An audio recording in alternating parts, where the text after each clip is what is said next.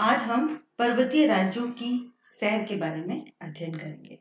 पर्वतीय राज्य वह राज्य होते हैं जो पहाड़ों के गोद में स्थित होते हैं या फिर उनके आसपास पहाड़ होते हैं। तो सबसे पहले हम देखेंगे कि कौन कौन से राज्य जो है वो पर्वतीय राज्यों के रूप में जाने जाते हैं। भारत के पर्वतीय राज्य आप मेरे साथ पढ़ेंगे एक एक करके। मेघालय, उत्तराखंड, अरुणाचल प्रदेश, मणिपुर, केरल, असम, त्रिपुरा, तमिलनाडु, नागालैंड, सिक्किम, राजस्थान, मिजोरम, हिमाचल प्रदेश और कर्नाटक।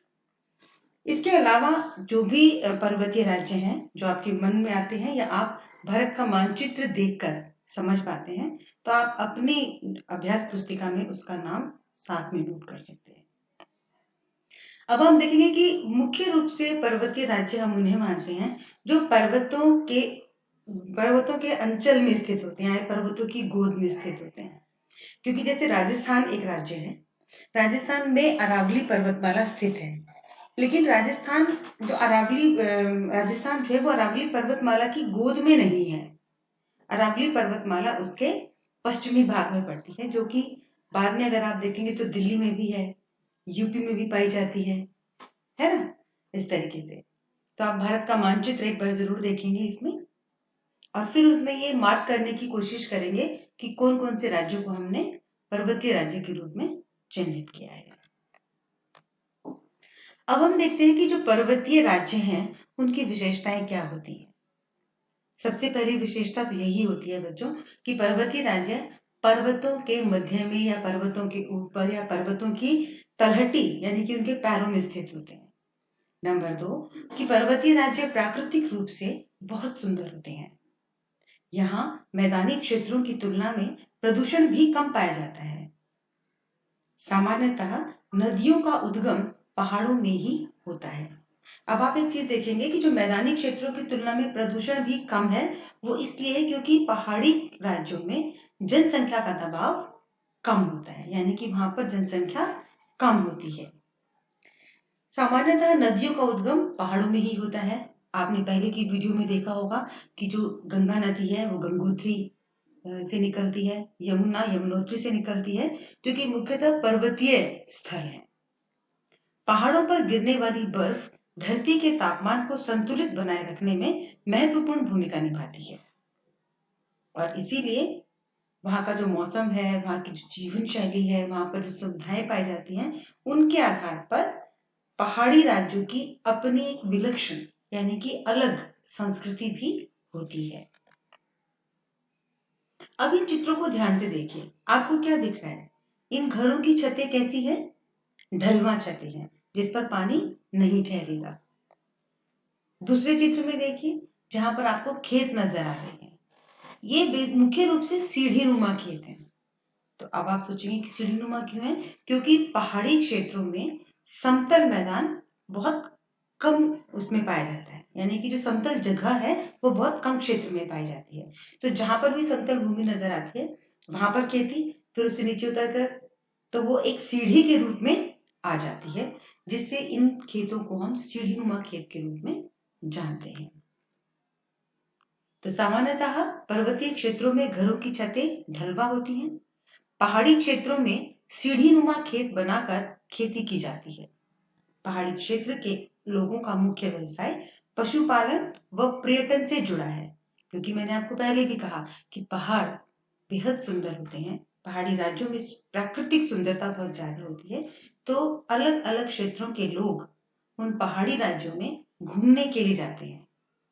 और जब कोई व्यक्ति किसी स्थान विशेष पर सिर्फ घूमने के उद्देश्य से जाता है तो उस कार्य को हम पर्यटन से जुड़ा हुआ मानते हैं या उस कार्य को हम पर्यटन कार्य मानते हैं। सामान्यतः पहाड़ी क्षेत्रों में गांव बहुत छोटे छोटे व दूर दूर होते हैं। गांव छोटे इसलिए होते हैं क्योंकि वहां की जनसंख्या भी कम ही होती है। तो कई बार ऐसा भी होता है जब केवल 10 घरों का एक गांव, 5 घरों का गांव होगा, जैसे कि लद्दाख के क्षेत्र में आपको मिलेगा, जो कि आजकल हमारा केंद्र शासित प्रदेश बन गया है। पहाड़ी क्षेत्रों में की दुर्गम स्थितियों के कारण यहाँ औद्योगिक विकास बहुत ज्यादा नहीं हो पाया है, क्योंकि पहाड़ों पर मशीनों को देकर चढ़ना भी मुश्किल होता है। अब आप देखेंगे कि पहाड़ी राज्यों के लोगों की समस्याएं क्या है। जैसे कि मैंने आपको बताया कि वहां पर ऊंचा नीचा उबड़ खाबड़ सरफेस जो है वो ज्यादा होता है। तो सबसे नीचे का पॉइंट देखिए, सबसे नीचे का बिंदु उबड़ खाबड़ भूमि का होना, यानी कि पहाड़ी भूमि ऊंची नीची होती है और उस ऊंची नीची भूमि के होने के कारण वहां पर कोई भी कार्य सरलता पूर्वक नहीं किया जा सकता। आपको चट्टाने काट कर, उन पहाड़ों को काट काट कर सड़कें बनाना और वहां पर कोई भी औद्योगिक संरचना का निर्माण करना, यानी कोई फैक्ट्री बनाना, उन सब के लिए आपको जमीन जो है वो तैयार करनी पड़ती है। तैयार जमीन आपको नहीं मिल पाती।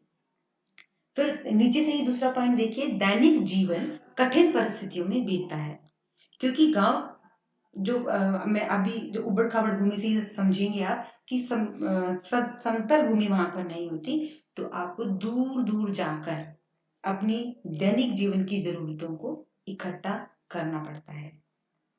इसीलिए बार बार पहाड़ों पर चढ़ना उतरना बड़ा परिश्रम का कार्य होता है। वहां पर बसें भी नहीं चल पाती हैं, बसों की संख्या भी बहुत कम होती है और कई जगह ऐसी मिलेंगी आपको पर्वतीय क्षेत्रों में जहां पर बस का रास्ता ही नहीं है। वहां पर आपको पैदल ही चलना पड़ेगा या रस्सी के पुलों से चलना पड़ेगा। सड़कों के निर्माण में कठिनता, फिर वही बात आएगी कि वहां पर समतल भूमि नहीं है, तो आपको पहाड़ों को काट काट कर सड़कें बनानी पड़ेंगी। तो सड़कें जो है वो थोड़ी चौड़ाई में कम ही होती हैं और सर्पीली सड़कें होती हैं, गोल गोल घूमती हुई सड़कें होती हैं। और पहाड़ी राज्यों की, अब सबसे पहले पॉइंट पर आती हूँ कि पहाड़ी राज्यों की सबसे बड़ी समस्या होती है पहाड़ों पर चट्टानों का टूटना और खिसकना। विशेष तौर पर ऐसा बारिश के दिनों में होता है कि जब बहुत तेज मूसलाधार बारिश होती है तो भूस्खलन, यानी कि पहाड़ों पर चट्टानों के खिसकने की घटना होती है।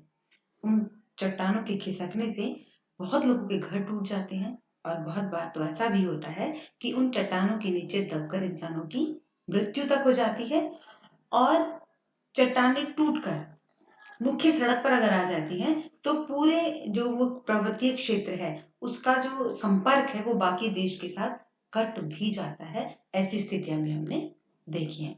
तो पर्वतीय राज्यों के लोगों का जीवन परिश्रम वाला होता है और बहुत कठिनाइयां आती हैं उनके जीवन को जीने में मैदानी क्षेत्र के लोगों की तुलना में।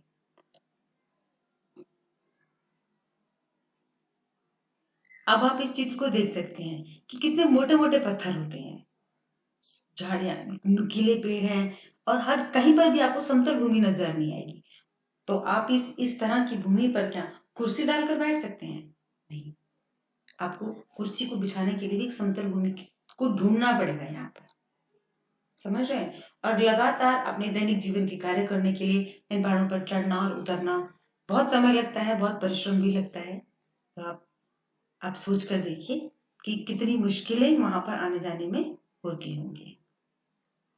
कुछ महत्वपूर्ण बिंदु, पहाड़ों के मध्य में स्थित हरे भरे चारागाहों को बुग्याल के नाम से जाना जाता है। पहाड़ी क्षेत्रों के मध्य में जब गर्मियों के दिनों में विशेष तौर पर जहां भी हरे भरे चारागाह बन जाते हैं तो पर्वतीय क्षेत्र के लोग उन चारागाहों का इस्तेमाल अपने जानवरों को चराने के लिए करते हैं, क्योंकि वो हरी हरी घास होती है तो उससे जानवरों का पोषण बड़ा अच्छा हो जाता है। भारत में नंबर 2 पॉइंट, भारत में पूर्वी घाट और पश्चिमी घाट की पहाड़ियों पर बर्फ नहीं जमती है। क्यों नहीं जमती है हम ये अगली वीडियो में बताएंगे, या आप अपनी मम्मी पापा या मैम से भी बात इसके विषय में कर सकते हो। पहाड़ों का मौसम गर्मियों में कम गर्मी व सर्दियों में बहुत ज्यादा सर्दी होती है, यानी कि मौसम भी बड़ा मुश्किल होता है वहां पर। उत्तरी पूर्वी पहाड़ी राज्यों में जहां पर असम, नागालैंड, मणिपुर, मिजोरम आदि राज्य आते हैं, वहां पर चाय व कॉफी की खेती ज्यादा होती है। उत्तर के पहाड़ी राज्यों में, जिसमें उत्तराखंड, हिमाचल प्रदेश आदि राज्य आते हैं, फलों की खेती ज्यादा होती है वहां पर। दक्षिण के राज्यों में जहां पर केरल, तमिलनाडु, कर्नाटका, आंध्र प्रदेश आदि राज्य आते हैं, वहां पर मसालों की खेती बहुत ज्यादा होती है। और आज की इस वीडियो में इतना ही बच्चों। आप इस वीडियो को बार बार देखेंगे तो आप पर्वतीय राज्यों की विशेषताएं और उनकी समस्याओं के विषय में बेहद गहराई से समझ